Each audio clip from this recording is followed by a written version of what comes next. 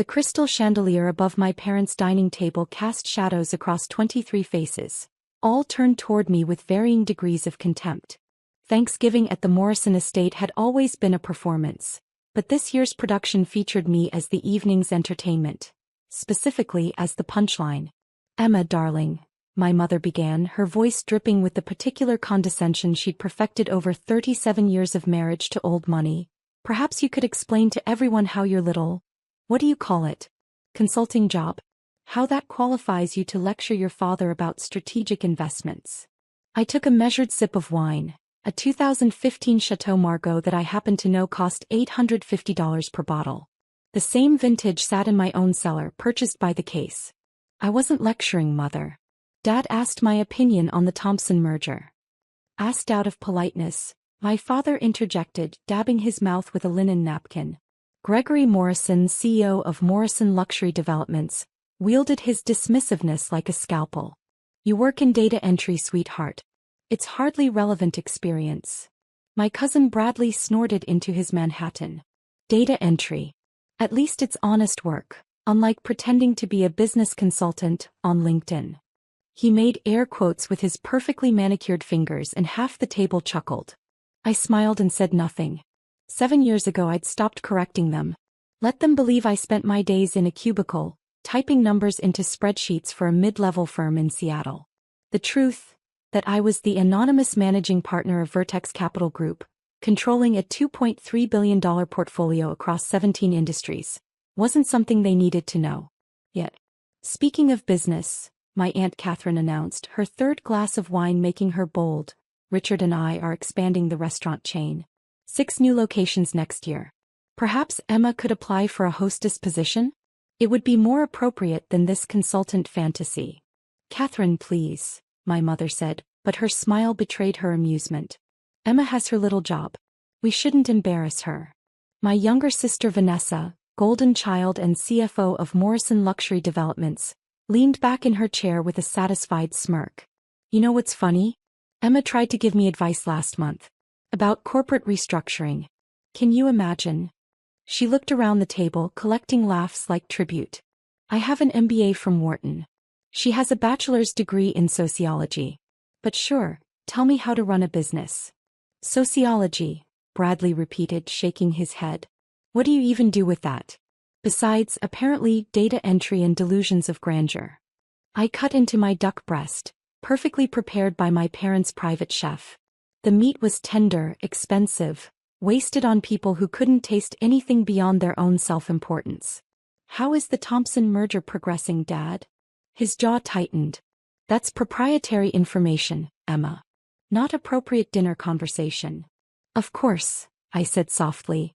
"I just wondered because Thompson Commercial Real Estate has been hemorrhaging value since their Singapore expansion failed. Their Asian markets division lost $340 million last quarter. But I'm sure you've reviewed their third quarter forensic audit." The table went quiet. My father's face darkened. "How do you know that?" I smiled. "Industry publications. I like to stay informed, even if I'm just doing data entry." "Reading Forbes doesn't make you a businesswoman," Vanessa snapped. "It makes you someone who reads Forbes. There's a difference." My mother stood, signaling the transition to dessert with the precision of a conductor. "Let's move to the sitting room, shall we? Emma, perhaps you could help clear the table? I'm sure you're more comfortable with that than all this business talk." 23 people migrated toward the east wing like a flock of exceptionally well-dressed birds. I remained seated, finishing my wine. Through the doorway I heard my father's voice, embarrassing honestly. At her age still playing pretend. When I was 35, I'd already doubled the company's market value. "She gets it from your sister," my mother replied. "Linda was always a dreamer too. Look how that turned out." Aunt Linda, who died 5 years ago with $47 million in the bank from a tech startup sale. But they didn't know about that either. Linda had trusted me with everything.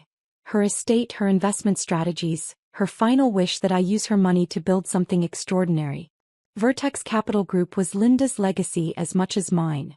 In the sitting room, coffee service had been arranged on the antique sideboard.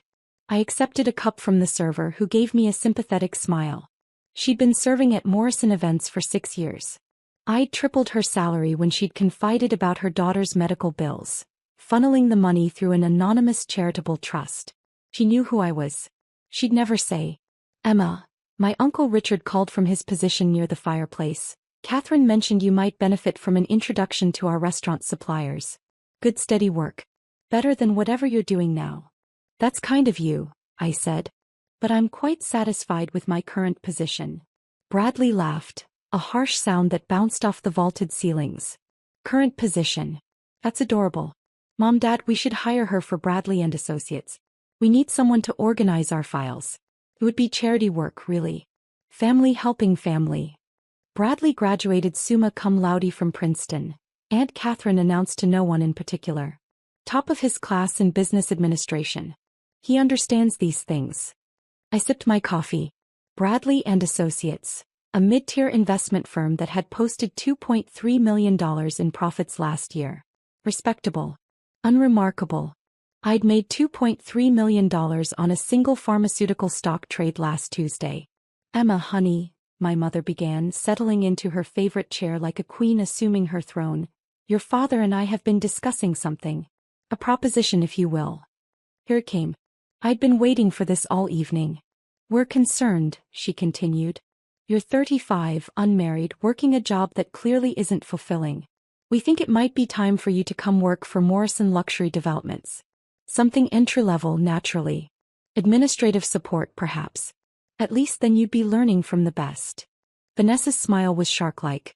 "We could use someone to handle scheduling, vendor coordination. Nothing too complicated. You'd report to me, obviously, but it would give you real business experience. Better than pretending on social media." "I don't post about business on social media," I said quietly. "Exactly," my father boomed. "Because you know you'd be exposed as a fraud. At least you have that much self-awareness." 23 faces watched me, waiting for capitulation. They always waited for capitulation. Emma, the family disappointment, finally accepting her place in the natural order. I was saved from responding by my phone vibrating. The screen showed a number I recognized immediately. James Chin, president of Pacific First Bank. I let it go to voicemail. "Was that important?" my mother asked, her tone suggesting nothing in my life could possibly be important. "Just work," I said. Bradley guffawed. "Work calling on Thanksgiving? What, did someone need you to input data urgently?" The phone rang again. James Chin didn't call twice unless it was critical. I glanced at the screen, then at my family's expectant faces. "Excuse me, I should take this." "Emma, we're in the middle of a family conversation," my father said sternly. "It will just take a moment." I answered before he could protest further. "Hello. Ms. Morrison." James Chen's voice was tight with stress. "I apologize for calling on a holiday, but we have a situation that requires your immediate attention. The Morrison Luxury Developments account, your investment specifically, there's been a wire transfer request initiated for the full amount. $95 million to be withdrawn and transferred to your primary holding account. Our automated system flagged it for executive confirmation given the size. Did you authorize this transaction?" I hadn't. But someone had access they shouldn't have. Kept my voice level. "Can you tell me who initiated the transfer?" "It came through your verified channels, ma'am. All the security protocols were properly executed. But given the size and timing, our fraud prevention system requires verbal confirmation from you directly. Should we proceed with the withdrawal?" The room had gone quiet.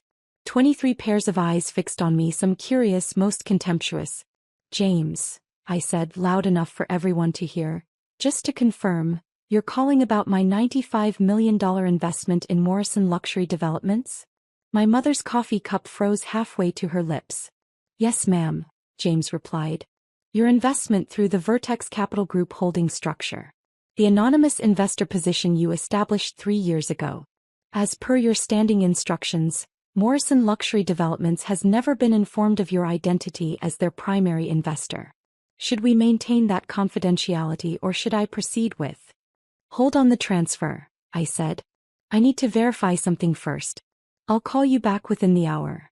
I ended the call and set my phone on the coffee table. The silence was exquisite. My father found his voice first. What was that about?" "Bank matters," I said, reaching for my coffee. My hand didn't shake. Years of high-stakes negotiations had taught me perfect composure. Nothing that concerns anyone here. You said $95 million, Vanessa whispered, her face pale. You said, Morrison Luxury Developments. I smiled. Did I? I must have misspoken. Emma. My father stood, his 6'3" frame suddenly less imposing. That call. What was that about? Business, I said simply. But you've made it clear I don't know the first thing about business, so I'm sure it's nothing worth discussing. Bradley's laugh was nervous now. Come on, Emma. Stop playing games. What did that banker want? My mother's hand trembled as she set down her cup. Gregory, Morrison Luxury Developments has an anonymous investor. $95 million. We've never been able to identify them. They came in 3 years ago during the liquidity crisis. They saved the company. The liquidity crisis. I remembered it well. My father had mortgaged everything, overextended on the Dubai project, and found himself 48 hours from bankruptcy. An anonymous investor had appeared, offering $95 million in exchange for a 35% non-voting equity position and 3 seats on the advisory board, which they'd never filled. The money had saved Morrison Luxury Developments, allowed them to complete Dubai, and financed the expansion that had made them the toast of the industry. My father had spent 3 years trying to identify his mysterious benefactor. He'd hired investigators, lawyers, forensic accountants. The trail always went cold at Vertex Capital Group, a private investment firm with an opaque ownership structure and a reputation for anonymity. That's impossible, my father said, but his voice lacked conviction. Emma, tell me that call wasn't about our company. I met his eyes. Why would it matter? I'm just someone who does data entry. Remember? Vanessa lunged for my phone. I moved it calmly out of reach. Don't be childish. Show us the call log, she demanded. Prove that wasn't what it sounded like. I don't need to prove anything, I said. You've all made your opinions of me quite clear. I'm unqualified, unemployed in any meaningful sense, playing pretend at business. So obviously that call couldn't have been what you think it was. My Uncle Richard had gone very still. Gregory, what percentage of Morrison Luxury Developments does the anonymous investor control? 35%, my father said mechanically. With liquidation preferences that give them effective control in certain circumstances. What circumstances? I asked, curious to see if he knew. If the company's quarterly revenue drops below specified thresholds, or if certain debt ratios are exceeded, or if... He trailed off, understanding dawning across his face. If leadership makes decisions that materially harm shareholder value without investor approval. I nodded. Those are standard protective provisions. Any competent investor would insist on them. My mother breathed. Phew. It's been you this whole time. The room erupted. Voices overlapped, accusations and denials and desperate justifications all bleeding together into white noise. I waited, sipping my coffee, until my father raised his hand for silence. Enough. His voice cut through the chaos. Emma, I'm asking you directly. Are you our anonymous investor? Do you believe I have the capacity to be? I countered. Because an hour ago you suggested I apply for an administrative assistant position. You said I know nothing about business. You've spent the entire evening mocking my career, my intelligence, my competence. So which is it, Dad? Am I a qualified investor, or am I the family embarrassment? Emma, please, he said, and for the first time in my adult life, I heard genuine fear in Gregory Morrison's voice. Just answer the question. My phone rang again. James Chin, right on schedule. I answered on speaker. Ms. Morrison, I apologize for the urgency, but I need your decision on the transfer. Additionally, our legal team has flagged some concerning activity on the Morrison Luxury Developments account. There appears to be unauthorized access to confidential investor information. We may need to implement emergency protective measures. What kind of protective measures? I asked. Given the attempted unauthorized transfer and potential security breach, we'd recommend freezing all Morrison Luxury Developments operational accounts pending a full audit. This would include payroll, vendor payments, and line of credit access. It's standard protocol when we suspect compromise of major investor accounts. My father's face had gone from red to white. Emma, Whatever you're thinking, don't. I looked at him, this man who'd spent 35 years ensuring I knew my place. James, who authorized you to call me about this? You did, ma'am. 3 years ago, you established protocols requiring executive notification for any transaction over $10 million or any unusual account activity. The attempted withdrawal triggered both flags. And Morrison Luxury Development's operational accounts, they would be frozen when? Immediately upon your authorization. We'd also be required to notify all board members of the security breach and potential investor withdrawal. Vanessa made a sound like a wounded animal. Dad, payroll runs Monday. We have 347 employees. Vendor payments for the Toronto project are due Tuesday. If those accounts freeze.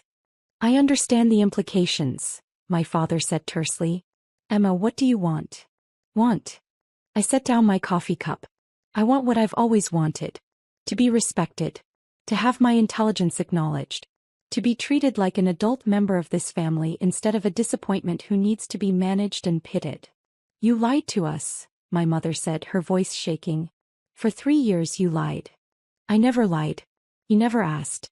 There's a difference. Bradley had his phone out, fingers flying across the screen. Holy shit. Vertex Capital Group. Real.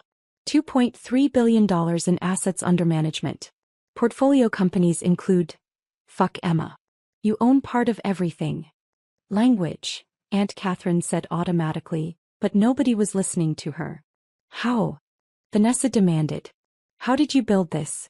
You have a sociology degree and worked in data entry. I have a sociology degree from Stanford which I attended on a full academic scholarship, I corrected. I worked in data analysis, not data entry, for one of the largest hedge funds in the country where I built predictive models for emerging markets. I was promoted 4 times in 3 years. Then Aunt Linda died and left me her estate which I used to launch Vertex Capital Group. That was 7 years ago. Linda left you everything? My mother whispered. We thought she had nothing. You thought she was a failure, I said.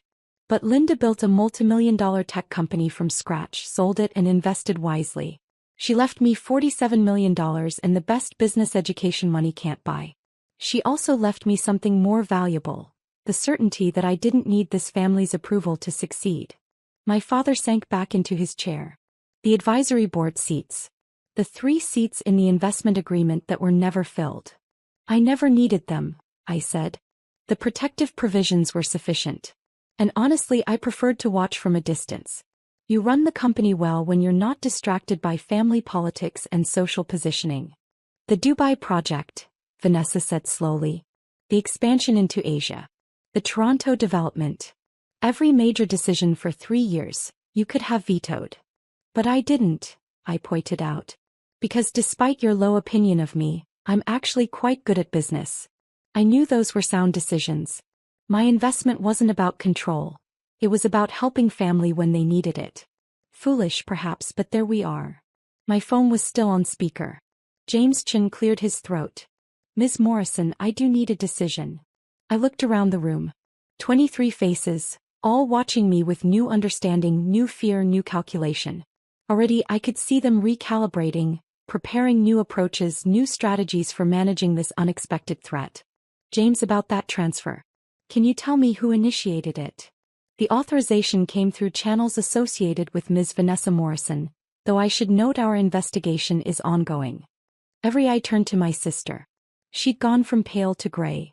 I was trying to identify the investor. I thought if I could trigger a response. I didn't think it would actually work. The security looked impenetrable. It was, I said. Until you social engineered one of my junior analysts. Rebecca Martinez, I believe. You took her to lunch last week, asked her about her employer, made friends. She mentioned Vertex Capital Group and you went from there. Vanessa didn't deny it. I was trying to protect the company. From what? Competent oversight. I turned back to my phone. James, please proceed with the following. 1. Freeze the unauthorized transfer. 2. Implement additional security protocols on all Morrison Luxury Developments related accounts. 3. Do not freeze operational accounts. The company needs to function. 4. Schedule a call with their board of directors for Monday morning. I think it's time I introduced myself properly. Understood, Ms. Morrison. I'll have the paperwork ready for your review. I ended the call. The silence that followed felt like the aftermath of an earthquake. My father spoke first, his voice carefully controlled. What happens Monday? Monday, I attend my first board meeting as your primary investor. We discuss strategy, review financials, and establish new protocols for family involvement in business operations. You're going to take the company, my mother said flatly. I'm going to protect my investment, I corrected. There's a difference. Despite everything, Morrison Luxury Developments is a sound business with strong fundamentals. I have no interest in destroying it. But things are going to change. What things? Vanessa asked, her CEO confidence crumbling visibly. For starters, nepotism-based hiring practices end immediately. If you want to work for the company, you'll be evaluated on merit like everyone else. Board composition will be restructured to include independent directors. Executive compensation will be tied to performance metrics, not family relationships. And most importantly, strategic decisions will be made based on sound business principles, not social posturing. My Uncle Richard found his voice. You can't just, we have rights. Contracts. Which I'm happy to honor, I said. As long as they serve the company's best interests. But make no mistake. I control 35% of this company with protective provisions that give me effective veto power. If you fight me, you'll lose. If you work with me, everyone profits. Bradley's phone was still out, his face illuminated by the screen's glow. Emma, Jesus. Your portfolio companies. You own pieces of Morrison competitors. 3 of them. That's a conflict of interest. It's called diversification, I said. And yes, I've built positions in several companies in the luxury development space. None of it violates our investment agreement or fiduciary duties. I've actually been quite careful about that. My father leaned forward, elbows on his knees. Why? The word came out broken. Why not tell us? Why let us believe you were nothing? Because you wanted to believe it, I said simply. It was easier for you to have a disappointing daughter than to confront the possibility that you'd misjudged someone so fundamentally. And honestly, it was easier for me too. Once I stopped trying to prove myself to you, I could focus on actually building something. Linda knew, my mother said. She knew what you were capable of. That's why she left you everything. Linda knew because she asked questions and listened to answers. She treated me like a person, not a problem to be solved. When I told her about my work, she didn't dismiss it. She advised me, connected me with her contacts, taught me everything she'd learned. She was family in ways none of you ever were. The words landed like stones in still water, ripples of impact spreading across faces. Vanessa spoke quietly. The Toronto project. You approved our budget increase last quarter. We never knew where that additional capital came from. It came from me, I confirmed. You needed $23 million to secure the premium location. The numbers justified it, so I authorized the increase through the investment structure. You did good work on that deal, Vanessa. The first truly good work I've seen you do without Dad's hand on your shoulder. She looked at me, something like understanding flickering across her face. You could have told me. I would have. What? Listened? Respected me? Treated me like an equal? I shook my head. You had every opportunity to do that without knowing my net worth. You chose condescension instead. My father stood slowly as if he'd aged a decade in the last 30 minutes. Monday's board meeting. What should we expect? Professionalism, I said. This is business, not personal. I'll present a strategic review, we'll discuss operational improvements, and we'll establish new governance protocols. Bring your best thinking. Leave your egos at the door. And tonight, my mother asked. What happens now? I stood, smoothing my dress. Now I'm going home. Thank you for dinner. The duck was excellent. Emma, wait, my father said. We need to talk about this. Really talk. We will, I agreed. Monday morning, 9 a.m. in the boardroom. Bring Vanessa and your Siva. Leave everyone else. I collected my coat from the foyer, aware of the procession following me. My parents, my sister, various aunts and uncles and cousins, all trailing like confused disciples. At the door I paused. One more thing, I said. Bradley, your firm handles some investment portfolios for Morrison Luxury Developments executive retirement accounts, correct? He nodded mutely. You'll receive notice Monday that those accounts are being transferred to different management. Nothing personal, just business. When you make $2.3 million in a single day instead of a single year, we can discuss portfolio management strategies. I opened the door to November cold and clear stars. Behind me, 23 people stood in stunned silence, their entire understanding of reality reorganized in less than an hour. "Oh," I said, turning back one last time. "Mother, about your suggestion that I come work for Morrison Luxury Developments in an administrative capacity? I'll take that under advisement. Though technically, as the primary investor, I suppose I already work for the company. Just not in the way you imagined." I left them there, framed in golden light from the chandelier, their expressions ranging from shock to calculation to something that might have been respect, if they'd ever learned what that looked like. My phone buzzed as I reached my car, a Tesla Model S Plaid that I'd bought with the profits from a pharmaceutical investment, parked between my father's Bentley and Bradley's Porsche. A text from James Chin. "Security protocols implemented. Monday's board package ready for your review. Legal confirms your position is unassailable. Happy Thanksgiving." I smiled, started the engine and drove away from the Morrison estate. In my rearview mirror, I watched the figures in the doorway gradually disperse, returning to their disrupted holiday, their comfortable assumptions shattered like the crystal stemware they'd been drinking from. Monday would be interesting. The board meeting would be professional but pointed. Vanessa would probably cry. My father would certainly rage. My mother would deploy every social manipulation tactic she'd ever learned. But none of it would matter because the numbers didn't lie, the contracts were ironclad, and Emma Morrison, sociology degree, data entry job, family disappointment, controlled the future of Morrison Luxury Developments. Aunt Linda would have been proud. I merged onto the highway, already composing the agenda for Monday's meeting in my head. The Thanksgiving I'd hoped for, acknowledgement, respect, basic family decency, had never materialized. But I'd gotten something better. The look on their faces when they realized that their target for condescension had been their savior all along. My phone rang again. I smiled when I saw the name. "Happy Thanksgiving, Rebecca. And before you panic, you're not in trouble. But we do need to discuss social engineering awareness. Vanessa Morrison is very good at making friends." "I'm so sorry, Ms. Morrison. I never thought." "I know. That's why we have security protocols. But this is a teaching moment. Family is often the biggest security risk. Remember that."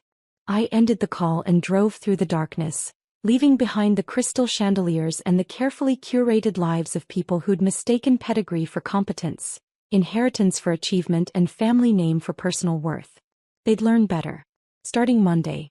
And I'd be there in their boardroom in my tailored suit, with my $2.3 billion portfolio and my sociology degree, to teach them exactly what they'd been too arrogant to see.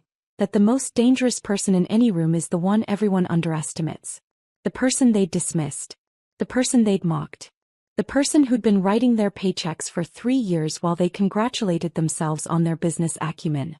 I smiled as the city lights appeared on the horizon, bright and beautiful and full of possibilities that my family would never understand. They'd called me a pretender. Turned out I was just better at the game than they'd ever be.